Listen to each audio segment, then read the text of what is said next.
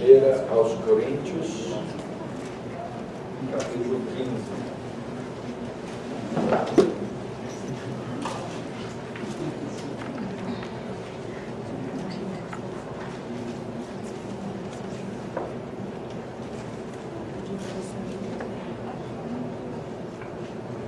Vamos ler os 4 primeiros versos.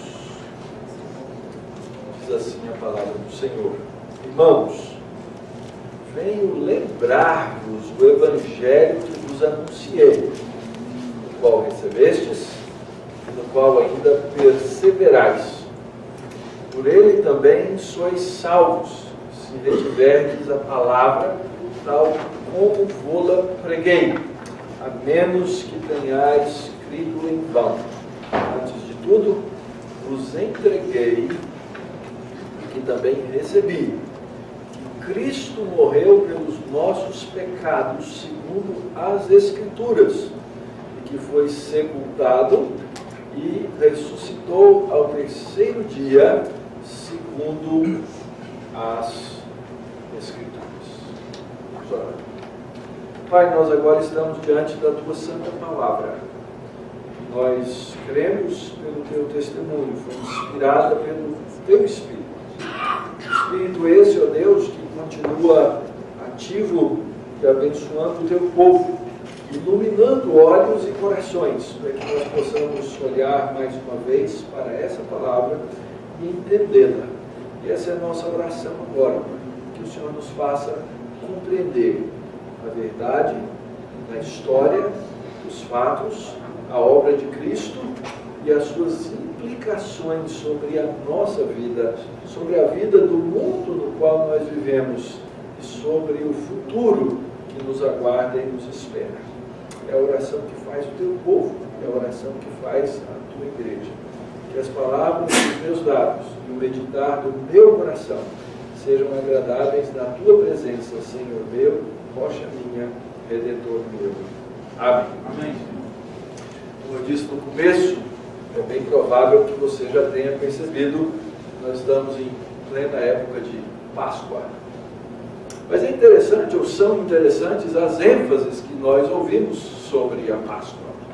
A Páscoa foi um festival cristão, uma festa, primeiro judia, depois cristã, que ao longo da história, que ao longo do tempo foi tomada por conceitos, por ideias e por pensamentos que vieram de outras tradições não cristãs.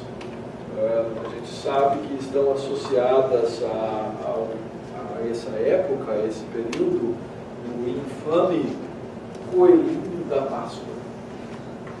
E os ovos de Páscoa.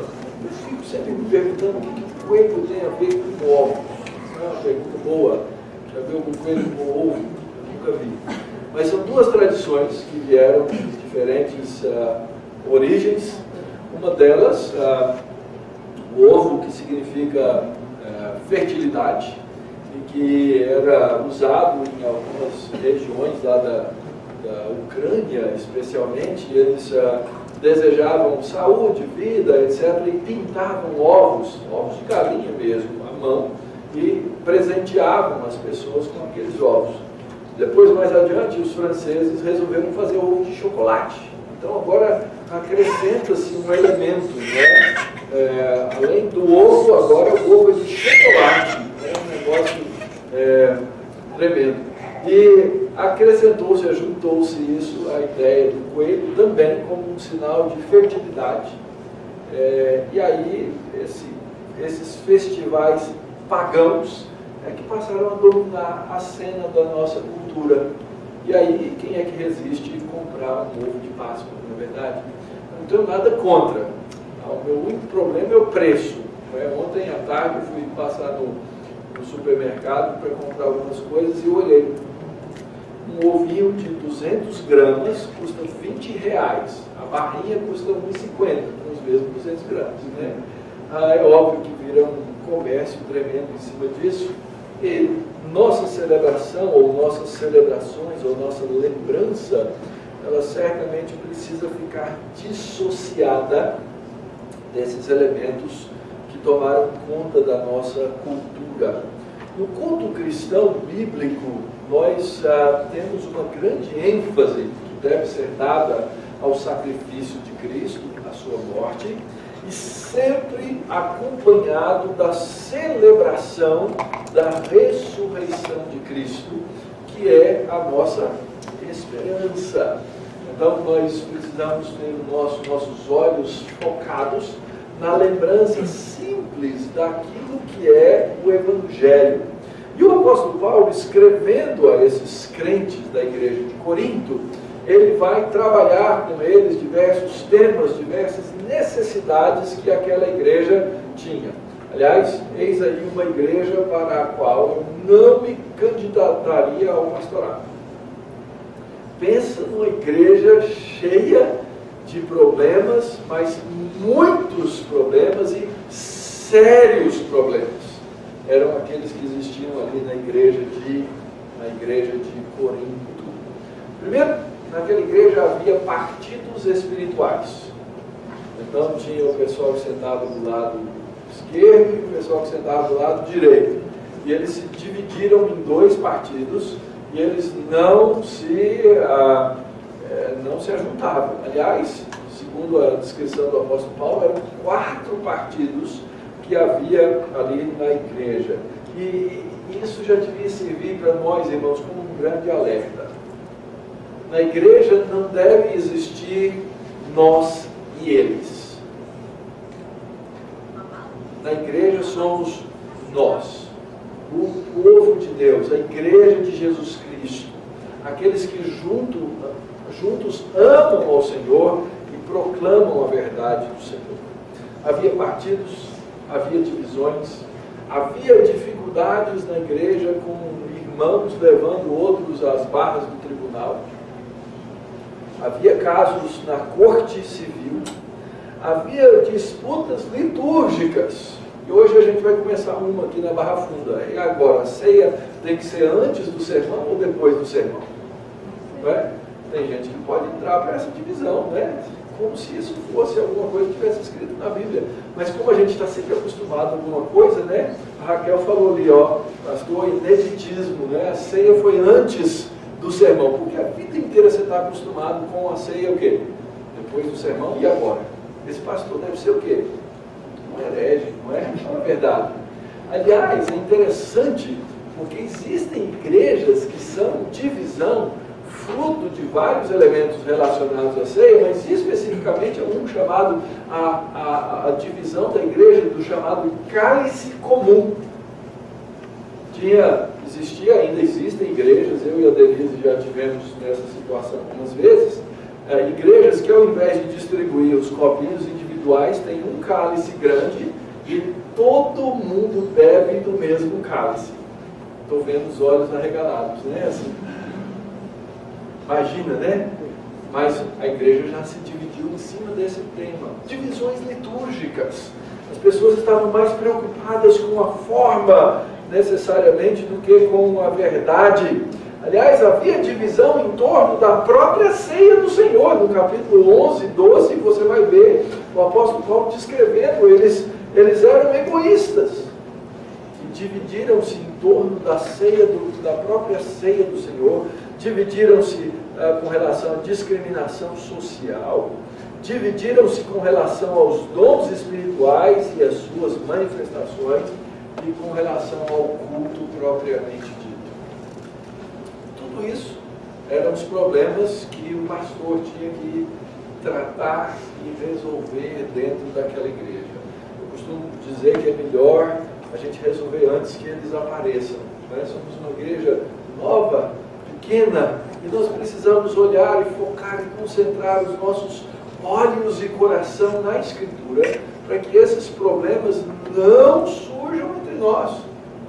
Nós precisamos tratá-los de antemão, e na hora que eles começarem a colocar a cabeça para fora da água, a gente já vai e resolve, e trata, e aponta, e resolve essas coisas para que elas não se tornem grandes questões no meio da igreja. Quando o apóstolo Paulo, então, chega ao final da sua carta, nós estamos no capítulo 15 de 1 Coríntios, faltam 2 capítulos somente para terminar. O apóstolo Paulo agora vai trazer um tema fundamental, que é o tema sobre o qual a igreja devia de fato viver ao seu redor, no seu entorno, que é exatamente a ressurreição.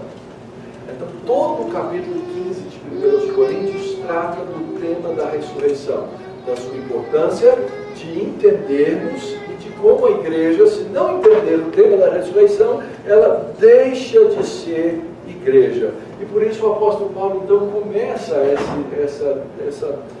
esse tema com essa palavra simples. Ele diz assim: irmãos, venham lembrar-vos o Evangelho. Venham lembrar-vos o Evangelho.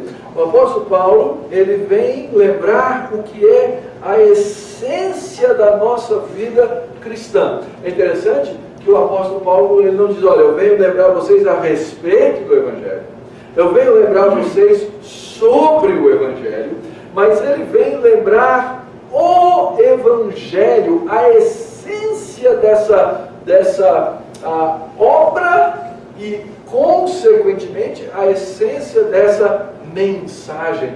Porque o Evangelho não é só uma mensagem. O Evangelho é uma boa nova fundamentada em alguma coisa que foi feita, que aconteceu no mundo, na história, no tempo e no espaço. A encarnação de Cristo, o seu ministério, a sua morte, a sua ressurreição e a sua ascensão. Nós vamos ter foco nisso. Algumas semanas atrás, nós tivemos a experiência de fazer snorkeling. Para ser mais simples, é aquele negócio que é um tubo aqui na boca, um caninho para cima, coloca aquela máscara de mergulho e você fica na superfície da água nadando e olhando para baixo para ver se você vê coisas interessantes ali na água. É interessante, quando você vai começar a fazer, você não consegue ver muita coisa, porque você está preocupado com 300 coisas diferentes. Primeiro você está preocupado em respirar e não engolir água. E nas primeiras vezes que você faz esse negócio, normalmente você dá umas engasgadas legal, assim, engole na água salgada, de boa, sai tossindo, e a maioria das pessoas desiste nesse passado, vou fazer isso mais, etc e tal, não quero mais porque eu engoli água salgada, e geralmente é uma golfada boa que você engole naquele negócio. Depois você tem que se preocupar onde você está. Quando você está com aquele óculos, você está olhando para o fundo do mar, você não tem visão periférica. Você não está olhando para os lados. Em terceiro lugar, quando você está ali, você não sabe se alguém vai te bater, se alguma coisa está vindo no seu rumo, se não tem um cara vindo num barco, se você não vai bater em outra pessoa. Então, você fica preocupado. Eu e a Denise fomos fazer da primeira vez e de repente a gente descobriu que estava numa corrente. E a gente foi sendo levado. Já estava com não sei como é que chama aquele negócio, é uma bicicleta marítima. É um negocinho, uma moto, assim, que você aperta o gatilho, ela vai levando, vai empurrando você. Nem o negócio conseguia tirar a gente da corrente. O cara precisou vir no barco para pegar a gente e dizer: vocês estão numa área perigosa, vocês vão embora com essa corrente, volta para o rumo, senão vocês se perdem. Então você tem 1 milhão de coisas para se preocupar, e aí o que acontece? Você não consegue ver o objetivo, que era fazer o quê? Que é ver o fundo do mar. Mas aí você faz por 1 hora, fica com as pernas tudo queimadas, logicamente, né? Que é o único lugar onde você não passa no roteador, e o filtro solar. Aí você começa a se acostumar com aquilo. E à medida em que você se acostuma e tem melhor noção, ideia do que você está fazendo, o que acontece? Você começa a ver coisas incríveis no fundo do mar. Coisas incríveis. Você começa a perceber a beleza, você começa a perceber tudo que está, porque você tem foco naquele momento. O apóstolo Paulo está vindo aos Coríntios para dizer para eles: vocês perderam o foco. vocês perderam o foco, estão deixando tudo na sua visão periférica atrapalhar a visão de vocês daquilo que é essencial, daquilo que é fundamental. Por isso o apóstolo diz: eu venho aqui para lembrar vocês o Evangelho. Então, queridos, Igreja do Senhor Jesus Cristo aqui, nosso foco é o Evangelho. Muitas vezes eu vejo crentes preocupados com tantas coisas a ponto de perderem a visão fundamental e essencial do Evangelho. Não é sobre o Evangelho, não é a respeito do Evangelho, mas é o próprio Evangelho que nós não podemos nos esquecer. Essa semana a Denise me indicou uma entrevista para assistir lá um pedacinho do Jô Soares. E o tema da entrevista não tinha nada a ver com entrevista de fato, não achei relação. Mas eu assisti aqueles 5 minutos, na verdade ele estava fazendo uma entrevista com um pastor. E o que me chamou muita atenção é que ele começou a questionar o pastor, mostrando que ele já foi evangelizado e que ele já estudou o Evangelho e ele conhece a doutrina evangélica dos evangelhos. Ele conhece, ele sabe sobre justificação, ele sabe sobre graça. Ele começou a falar ali nas entrelinhas, você vê que alguém já explicou, que ele já estudou e que ele já aprendeu. Mas o fato é que ele sabe sobre o Evangelho e ele não conhece o Evangelho. Está aí a grande diferença. O apóstolo Paulo está aqui dizendo: vocês precisam entender o Evangelho. E aí então ele vai dizer para aqueles irmãos: o Evangelho que vocês receberam precisa ser um Evangelho lembrado. Eu vos entreguei aquilo que eu recebi. E aqui está um ponto fundamental da nossa fé cristã. Essa religião e aquilo que nós estamos praticando e o Deus que nós estamos adorando aqui não é um Deus inventado por homens, e essa não é uma religião inventada por homens. Nós recebemos essa verdade pela palavra de Deus, pela Escritura, e o apóstolo Paulo: eu recebi e eu entreguei. E vocês receberam, e vocês creram, e vocês sabem, porque isso é segundo as Escrituras. Já pararam para pensar como é que o apóstolo Paulo conhecia o Evangelho? Lembra, o apóstolo Paulo, ele é um apóstolo neotestamentário, e ele era o quê? Judeu de judeus. Ele conhecia, qual era a Bíblia do apóstolo Paulo? Era o Antigo Testamento, aquilo que nós conhecemos por Antigo Testamento. Aquela era a Bíblia dele. Ele fala: eu recebi esse Evangelho dessa Escritura. Como se não bastasse, veio esse homem, Deus encarnado, Jesus Cristo, e ele falou, ele interpretou corretamente essa Escritura, e me passou essa Escritura, ele me passou essa verdade. Então eu recebi, e aquilo que eu recebi, eu entreguei para vocês. Então o Evangelho é algo que é recebido, é algo que é repassado, é algo que é ensinado e que tem uma fonte, tem uma origem, e essa origem é a palavra de Deus inspirada. Agora eu tenho inclusive aquilo que o apóstolo Paulo entregou. Então, quando ele viveu, ele tinha a tradição dos Evangelhos de Cristo, ele tinha o Antigo Testamento, nós agora temos ainda o acréscimo do Novo Testamento inteiro, que nos traz a verdade a respeito de Deus. E é importante, em todos os tempos, em toda a história, nós termos o filtro da palavra de Deus. E aqui eu coloco um desafio a vocês, eu coloco um desafio aos irmãos. Prestem atenção na Escritura, prestem atenção na palavra de Deus. E se porventura eu ou qualquer outro vier aqui à frente e disser aquilo que a Escritura não diz, repreendam. Levantem-se, questionem, perguntem e, se necessário, confrontem. Não se deixem levar por outra fonte de autoridade que não seja a própria palavra de Deus, a própria Escritura. Porque qualquer um de nós, inclusive o seu pastor que aqui nos fala nessa hora, está sujeito a erros, está sujeito a enganos, está sujeito a tropeços. Então, aquilo que vocês receberam, guardem. Aquilo que vocês receberam da palavra de Deus, mantenham.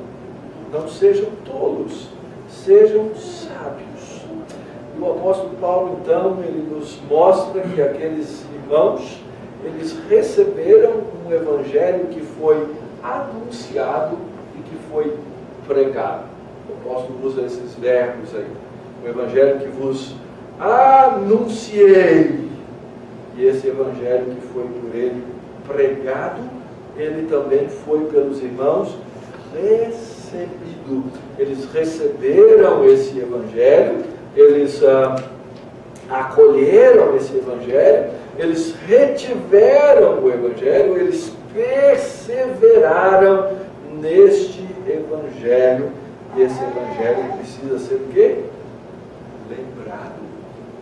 Como é que você lembra o evangelho, querido?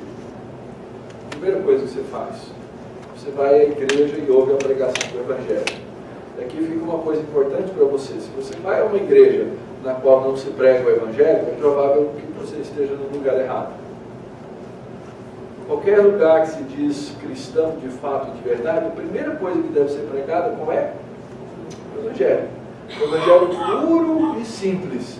Pode ser que chegue lá um dia, um tempo, você diga assim, pastor, enjoei de ouvir essa mensagem, o senhor fica falando desse evangelho o tempo inteiro. Você vai ouvir minha vida toda, enquanto o seu pastor estiver vivo aqui, for o seu pastor, ele vai ficar repetindo para você esse evangelho, o evangelho da verdade.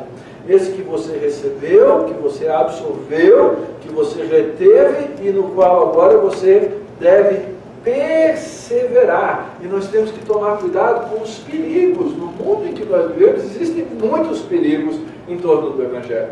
Um deles são aquelas pessoas que se levantam contra o evangelho e dizem assim, não, esse evangelho é bobagem, essa coisa, isso é história da carochinha, esse negócio está dizendo aí de um cara que morreu e ressuscitou. Quantas pessoas você viu ressuscitar na sua vida? Então não pode ser verdade. É assim que as pessoas raciocinam. Eu já vi gente nascer, mas ressuscitar eu nunca vi. Mas você já parou para pensar nos mistérios do mundo e nas coisas que você vive delas, que você nunca viu? Aliás, os homens preferem crer em declarações científicas improváveis. Improváveis. O tempo inteiro. Nós vemos isso. Nós vemos isso nos livros. Nós vemos isso nas revistas. Nós vemos isso nos discursos dos homens. E a gente às vezes prefere crer nessas coisas do que crer na verdade revelada de Deus na própria Escritura. Então, muito cuidado com aqueles que negam a palavra de Deus e negam a Escritura, aquilo que Deus revelou. O que vos entreguei é o que eu recebi. Mas também nós temos que tomar muito cuidado hoje com aqueles que dizem, não, ok, a Escritura está boa, muito legal, mas eu preciso de alguma coisa a mais. E pegam essa palavra de Deus, pegam essa Escritura e começam a acrescentar à Escritura coisas que a Escritura não diz. Como se eles pudessem, por exemplo, ao molde do apóstolo Paulo, dizer, não, eu também, se Paulo recebeu essas coisas para dizer, eu também posso receber, eu as recebo e passo para vocês. Muito cuidado. O Evangelho é uma coisa que nos foi entregue, o Evangelho é uma coisa que nos foi dada, o Evangelho é uma coisa que foi registrada nas Escrituras, e Deus nos deixou essa Escritura junto com o seu Espírito Santo, para que nós soubéssemos a partir dela como viver, o que fazer. E aliás, quando alguém se torna membro aqui nessa igreja, e eu imagino que na maioria das igrejas evangélicas seja assim também, a Escritura, nós perguntamos, você aceita essa Bíblia como a sua única regra de fé e prática? Parou para pensar nas consequências dessa expressão, dessa resposta que, se você é membro da igreja, você deu um dia? Que a Escritura, a palavra de Deus, não é nem o pastor, nem o fulano, nem o cicrano, nem o livro de teologia, mas que essa Escritura, ela é definidora e determinadora de tudo que você crê e como consequência de tudo que você pratica na sua vida. A Escritura não tem o menor problema em dizer, ela amarra a nossa mente, ela amarra a nossa consciência à vontade de Deus, para que nós lembremos sempre, tendo recebido exatamente isso, um Evangelho que nós fazemos, que nós repetimos, que nós encenamos, acabamos de fazer isso, em memória do nosso Senhor Jesus Cristo. E aqui, queridos, fica um alerta muito forte. Se você recebeu, se alguém trouxe esse Evangelho até você, se alguém pregou esse Evangelho que você recebeu, você deve também fazer o quê? Pregar e anunciar esse Evangelho. Porque foi assim que Deus determinou que pessoas, homens e mulheres, ao longo da história, viriam à salvação. Então esse Evangelho é um Evangelho para ser pregado, é um Evangelho para ser anunciado. Quando recebido, deve ser retido, e nós devemos perseverar. Quantas pessoas eu já vi, ao longo da sua história, ao longo do seu caminho, que andam um tanto, e depois param, não perseveram no Evangelho. Aliás, o próprio Senhor Jesus contou a parábola do semeador, lembra? Ela ilustra isso, ela fala daqueles que recebem, mas logo se esquecem, não tem raiz, não tem profundidade, e a morte lhes chega. São capazes de receber o Evangelho até, mas não são capazes de perseverar no Evangelho. Como é que um pastor sabe se o crente está perseverando no Evangelho ou não? O primeiro sinal de um crente que está se desviando do Evangelho. Pode falar. Ele evita a comunhão dos santos. Porque a comunhão dos santos ela é perturbadora. Ela perturba. Perturba. Então, muitos se desviam, não perseveram, evitando a comunhão dos santos. Outros se desviam, criando em torno de si uma casca. Eles permanecem no meio da comunhão dos santos, mas eles não são mais sensíveis à voz do Evangelho. Outros criam um Evangelho e até mesmo uma igreja para si mesmos. E aí então eles vivem dentro daquela redoma que eles mesmos criaram, mas vivem longe do Evangelho de Cristo. É aí que surgem os escândalos, é aí que surgem as coisas ruins e terríveis. Isso pode acontecer com qualquer um de nós. Tenhamos cuidado, tenhamos cuidado. Isso acontece com líderes, isso acontece com pastores, isso acontece com os crentes, isso pode acontecer com qualquer pessoa. Ouviram, receberam, retenham, façam isso em memória de Cristo.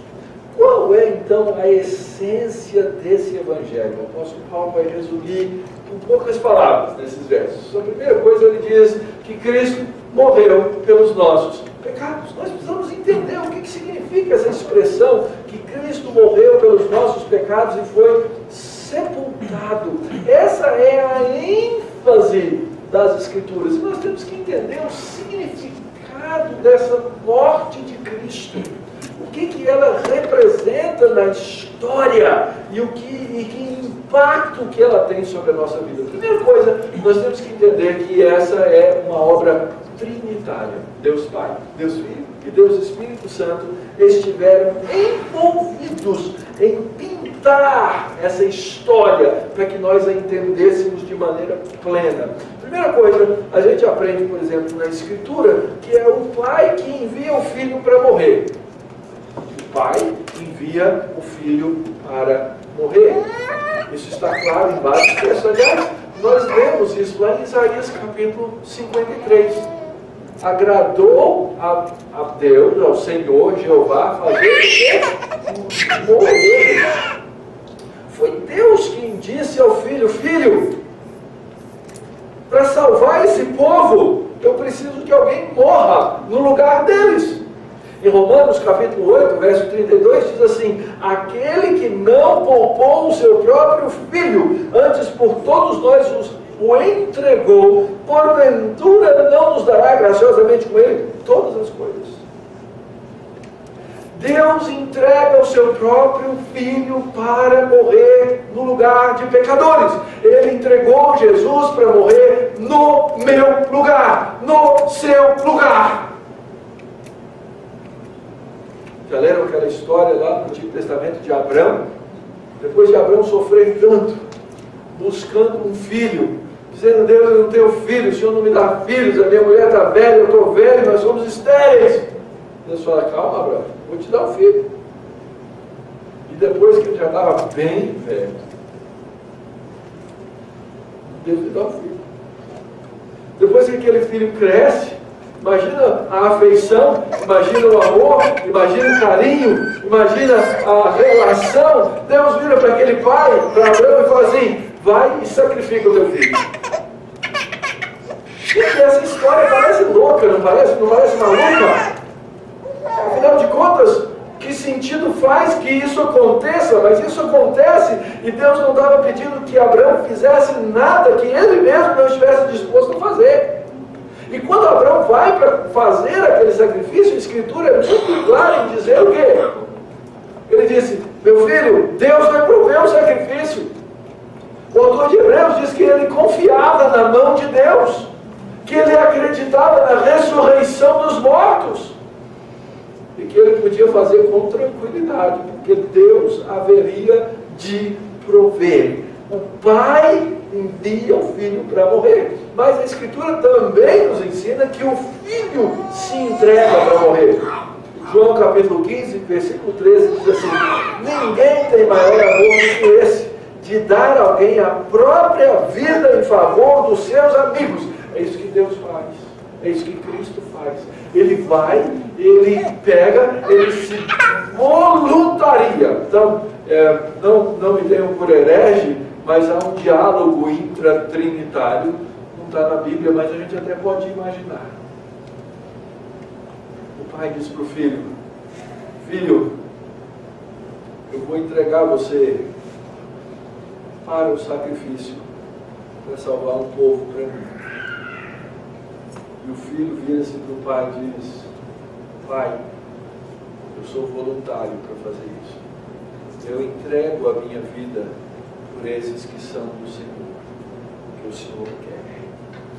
Mas a Escritura diz que para isso ele precisava ser capacitado, muito mais o sangue de Cristo, diz Hebreus 9,14, que pelo Espírito eterno a si mesmo se ofereceu sem mácula a Deus.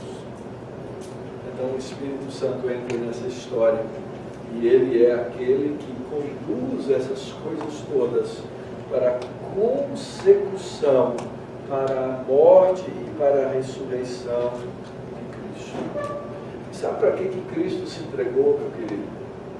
A gente inverte um pouquinho a ordem das coisas. A gente costuma dizer que Cristo se entregou em primeiro lugar para me livrar dos meus pecados, como se eu fosse o primeiro objeto direto da ação de Cristo. E a Escritura não diz isso.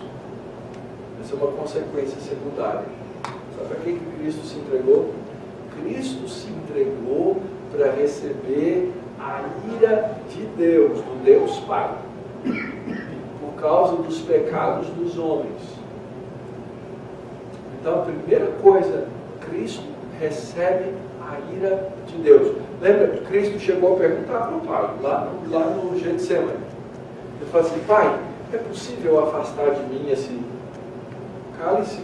Se você pegar a sua Bíblia eletrônica, fizer uma pesquisa na palavra cálice, você vai ver que a maioria das vezes a palavra cálice no Antigo Testamento refere-se a um cálice de ira. E o Senhor Jesus está perguntando: Pai, é possível eu não receber essa ira toda nas minhas costas? E a resposta do Pai é muito óbvia, né? Não, filho, não é possível. Então o filho bebe até a última gota do cálice da ira de Deus. E ele não deixa nem uma gotinha para que eu beba, para que você beba. Percebe? Ele bebeu toda aquela ira pelos pecados dos homens. A ira divina contra o pecado. E esse Deus justo, esse Deus santo agora tem a sua justiça satisfeita. Mas quem entregou o Filho foi Ele mesmo. João capítulo 3, verso 16. Porque Deus amou o mundo de tal maneira que deu, que entregou o Filho unigênito, para que todo aquele que nele crê não pereça, mas tenha a vida eterna. Ele recebe a ira no meu lugar. Cristo na cruz recebe a separação do Pai. Lembra-se? Foi o Senhor Jesus que disse: Deus meu, por que me desamparaste? Então, Filho do Deus único, Ele encarna-se. Como nós lemos lá na carta aos Colossenses, Ele se esvazia. Ele vem à terra e Ele cumpre toda a lei em todos os seus detalhes. Está lá narrado nos Evangelhos. Tudo que Cristo fez para que Ele nunca pudesse ser apontado como pecador. Ele cumpre todas as coisas, diríamos, tintim por tintim, detalhe por detalhe, para que Ele nunca pudesse ser apontado como alguém que quebrou a lei de Deus. Então, às vezes, e aqui está uma grande diferença entre o cristianismo bíblico e o catolicismo romano. O catolicismo romano enfatiza a dor física de Cristo. E ela foi imensa, ela foi grande, ela foi terrível. A gente olha lá a Paixão de Cristo do Mel Gibson e você vê aquela coisa toda ali diante dos seus olhos. É impressionante mesmo. Foi uma dor tremenda na cruz. Nós chamamos de uma rude cruz. Mas a dor maior do Senhor foi a dor da separação do Pai, cumprindo a lei e morrendo uma morte substitutiva, vicária. Ele veio morrer no lugar de... Você quer colocar seu nome aqui, querido? Você pode. Ele veio morrer no lugar de... E aqui está meu nome. Para que eu pudesse adorar o Deus Altíssimo. Eu não vou fazer isso. Eu estava impedido. Mas Ele bebe o cálice da ira divina para que eu receba o cálice da salvação. Por isso que na própria cruz o Senhor Jesus ali diz: está consumado. Terminou. Eu fiz a obra. Eu paguei a dívida. Ninguém mais pode cobrá-la. Que coisa tremenda. E a dívida está paga. Alguns anos atrás, eu e Dona Denise entramos num financiamento imobiliário. É uma das coisas mais fantásticas que existem. A gente paga e olha o saldo do devedor, ele aumenta. Nunca vi um negócio desse. Mas ele tem um jeito de quitar o apartamento. Rápido. morrendo. Se eu morrer, ó, dá lucro. 60% está quitado. Se a Denise morrer, só 40%.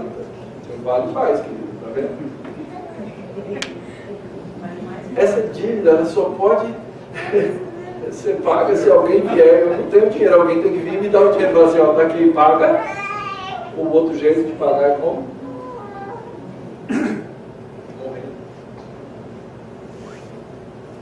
Morrendo. Era essa a situação dos homens pecadores. Eles não tinham como pagar a dívida. Não tinha fundo de garantia.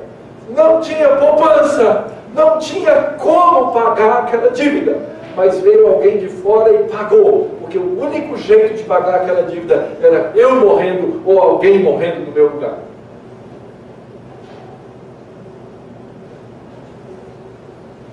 Ele pagou. Eu posso dormir com a minha consciência tranquila diante de Deus, de que a cruz da propiciação funcionou para que agora eu pudesse adorar a Deus, é o que nós estamos fazendo aqui hoje, para que eu pudesse pregar o Evangelho, para que eu pudesse evangelizar, para que eu pudesse ter comunhão diante de Deus. Cristo morreu pelos nossos pecados. Mas a história não termina aí. O texto diz que Cristo também ressuscitou ao terceiro dia. Como eu disse lá no comecinho, você não vê gente ressuscitando aí todo dia, vê? Aliás, não tenho conhecimento de ninguém próximo de mim que tenha ressuscitado. Eu já ouvi umas histórias esquisitas, mas... E a gente sabe que ao longo da história, Deus ressuscitou algumas pessoas. Mas houve um que ressuscitou segundo as Escrituras. Essa é a mensagem objetiva e clara que nós temos que pregar ao mundo. Primeiro, que Cristo morreu, foi sepultado, e segundo, que Ele ressuscitou para que nós tivéssemos esperança. A ressurreição de Cristo é o contrato assinado de Deus, dizendo, eu aceitei o sacrifício do meu Filho. Sacrifício aceito, morte vencida. Onde está a morte, a tua vitória? Você vai encontrar isso aqui nesse capítulo. Como é que você vai me espetar? Onde está o teu aguilhão? A morte não pode mais fazer isso. Cristo ressuscitou. E agora nós temos que ter um testemunho claro a respeito dessa ressurreição e dessa esperança que nós recebemos. Interessante, a mensagem do Evangelho, ela não depende de mim, ela é fora de mim. Não é isso? Independente de eu crer ou não crer, independente de eu ser sério ou não sou sério, independente de fulano ou cicrano crer, ela aconteceu. Cristo morreu. Cristo ressuscitou. Qual a minha obrigação como crente? Falar essa história. Mas quando eu falo essa história, eu falo da esperança que essa história me faz, que ela me traz. Então as pessoas não devem crer no meu Evangelho. As pessoas devem crer no Evangelho de Cristo, na morte e na sua ressurreição. A obra objetiva da ressurreição de Cristo, a obra histórica da ressurreição de Cristo.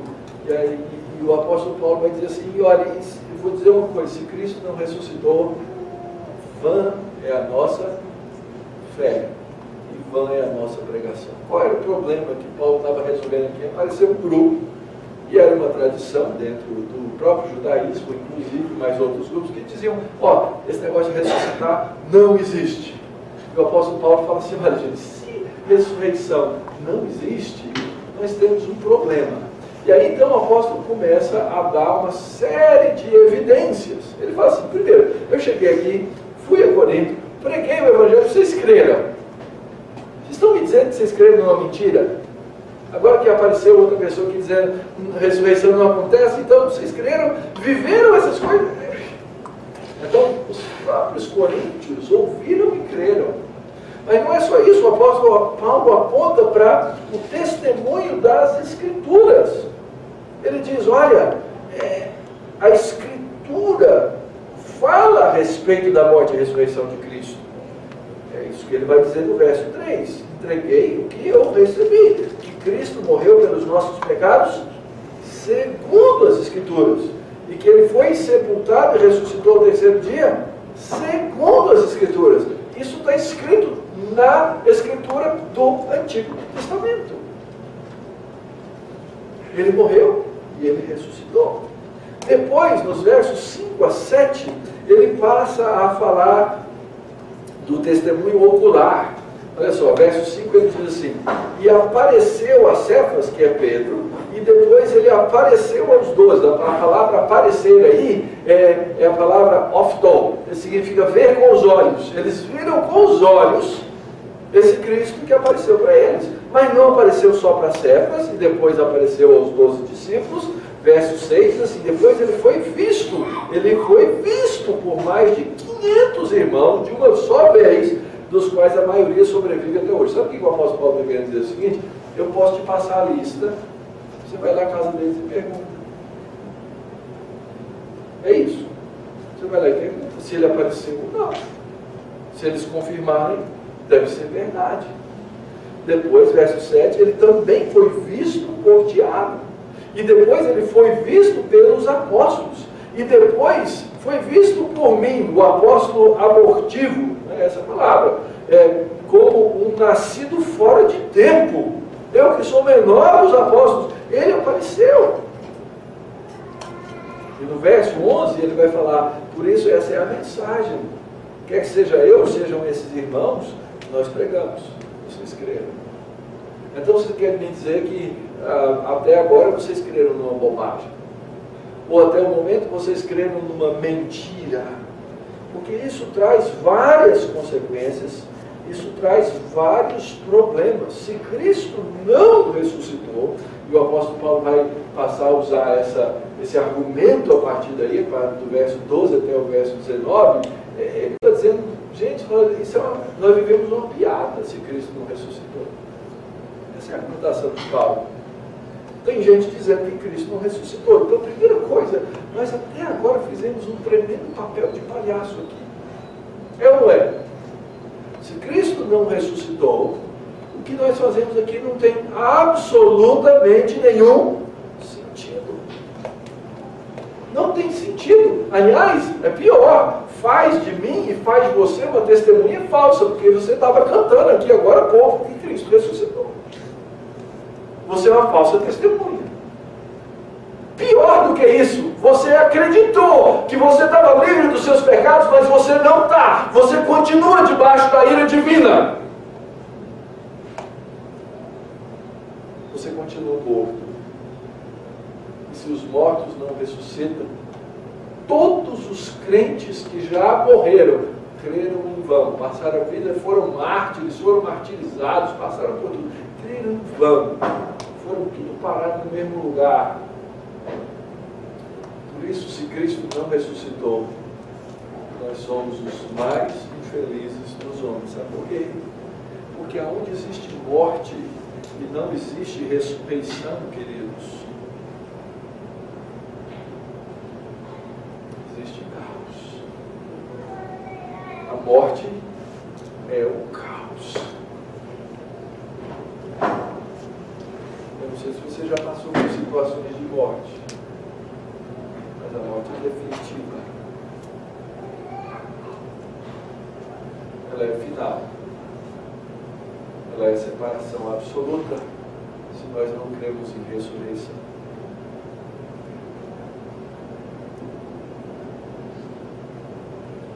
Mas a ressurreição é que nos traz esperança. É a nossa única esperança. É que Cristo ressuscitou dos mortos. Eu vou dizer para você: eu não sou o mais infeliz dos homens. tem um Senhor que veio, que morreu, que recebeu a ira divina no meu lugar, que ressuscitou para que eu pudesse ser salvo. Esse é o meu Senhor. Esse é o testemunho que eu posso dar a respeito do meu Senhor. Esse é o testemunho que eu posso dar a respeito dessa igreja. Esse é o testemunho que eu posso dar a respeito da sua vida, se você creu em Cristo e participou dessa ceia. Você crê nesse Senhor que ressuscitou. E o apóstolo Paulo então vai dizer nos versos seguintes desse capítulo, mas de fato, Cristo ressuscitou. Verso 20. Ele ressuscitou. Ele é o primeiro dos que dormem. E aí ele explica de novo essa consequência da salvação. Nós fomos salvos pelo Evangelho de Cristo. Ele agora morreu para que aqueles que estão nele sejam vivificados e nós sejamos também aqueles que recebem a ressurreição na sua vida. Vou falar para vocês. A maioria de vocês já me conhece há alguns anos e sabem que eu tenho 51 anos com esse corpinho de 50, né? Mas eu posso dar testemunho para vocês, irmãos. Esse corpo deteriora. E olha que eu só tenho 50 ainda, né? Se Deus me permitir viver mais anos, a gente sabe. A gente perde a força. A gente perde energia. A gente adquire doenças. A velhice chega, e normalmente chega para a maioria das pessoas.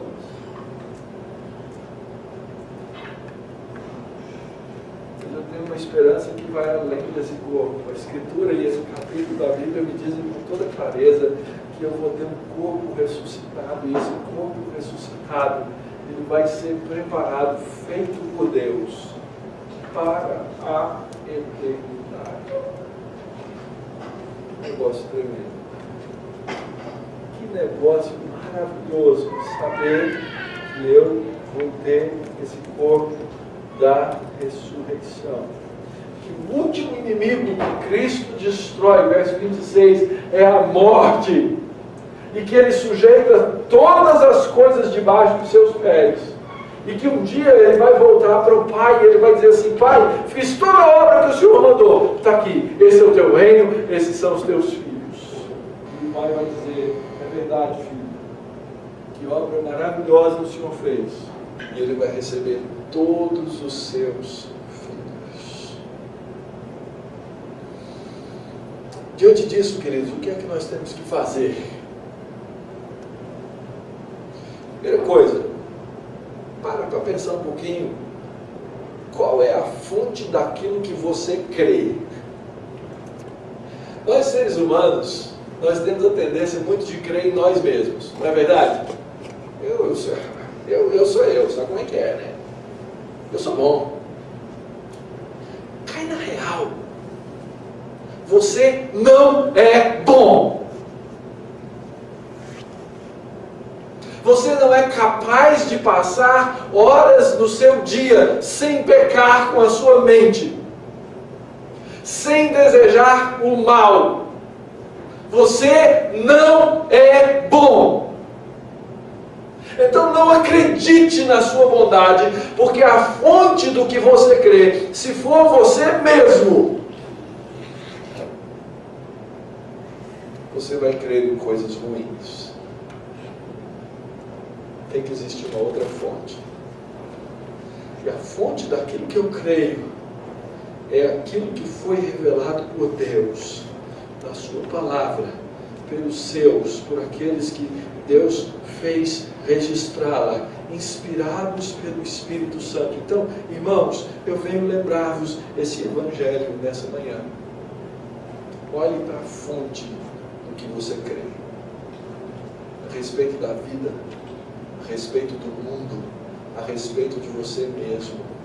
E se você é a sua fonte, cuidado. Muito cuidado.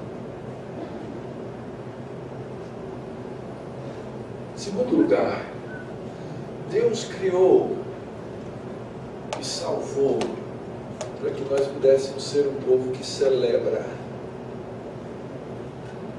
Celebração é tão importante.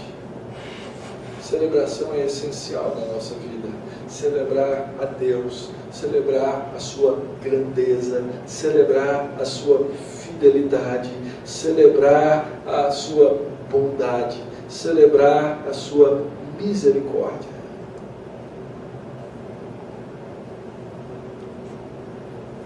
Celebre a Deus. E você vai fazer isso junto com o povo de Deus. E esse momento, essa hora em que nós celebramos aqui, ela te inspira e te ensina a celebrar nas outras horas da sua vida. Mas nós somos criados para isso. Celebre. Em terceiro lugar, você foi chamado para testemunhar. E aqui vem o puxão de orelha do pastor. Como tem sido o seu testemunho? Fale dessa obra objetiva de Cristo. Não tenha vergonha. Ela não é embaraçosa, ela é gloriosa. Alguém vai olhar com ceticismo para você e falar assim: eu não acredito que tem alguém que ressuscitou dos mortos. E daí? Fale a verdade. Não se envergonhe desse evangelho. Articule esse evangelho, estude esse evangelho, proclame esse evangelho, seja uma testemunha desse evangelho.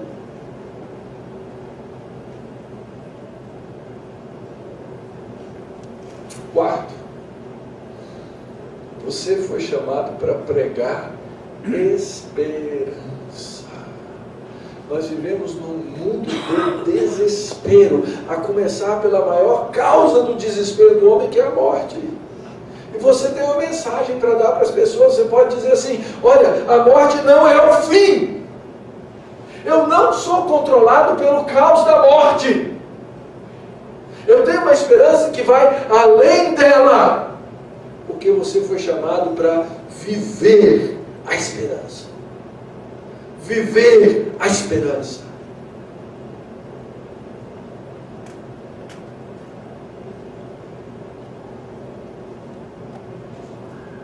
Dia 23 de março de 2005, nós estávamos no carro, era o feriado da Páscoa. Nós estávamos indo para Campos do Jordão. O telefone toca. Era meu cunhado. E ele diz: Mal, eu preciso te dar uma notícia. Fale. Seu pai faleceu.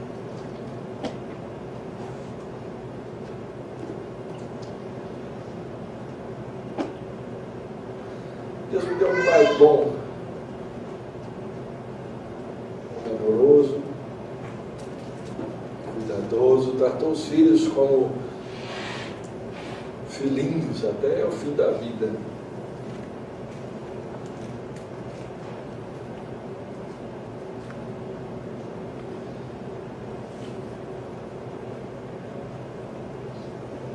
Ele fazia algumas coisas muito especiais. Eu tenho saudade.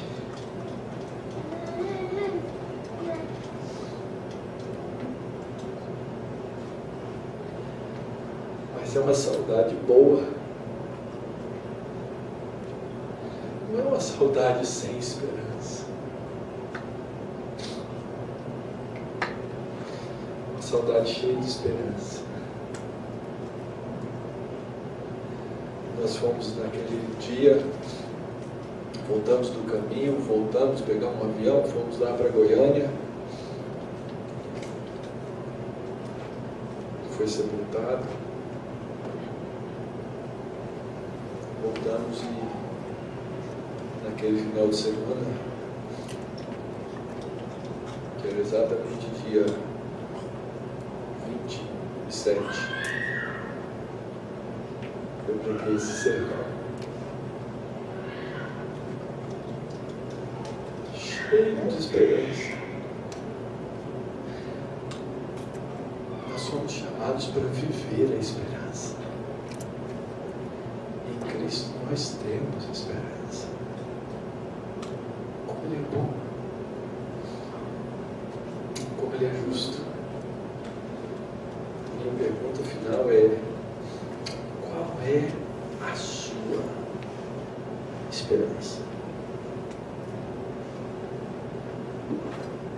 O que você vai fazer quando sair daqui?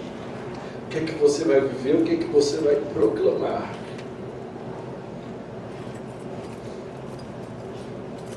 Porque a Escritura diz que para você existe uma esperança. E essa é a ressurreição de Cristo. Nós vamos terminar com esse hino que fala sobre o triunfo de Cristo sobre a morte. É interessante quando o texto diz assim: Cristo foi morto e sepultado. O texto original, lá o grego, usa uma espécie de verbo que fala assim: olha, ele fez, aquilo acabou e terminou, não continuou mais, foi uma ação no passado. Mas quando o texto fala sobre a ressurreição, ele usa um outro tipo de verbo que diz assim: Cristo ressuscitou e ele continua ressuscitado. Ele não morreu de novo, ele está vivo, ele triunfou sobre a morte.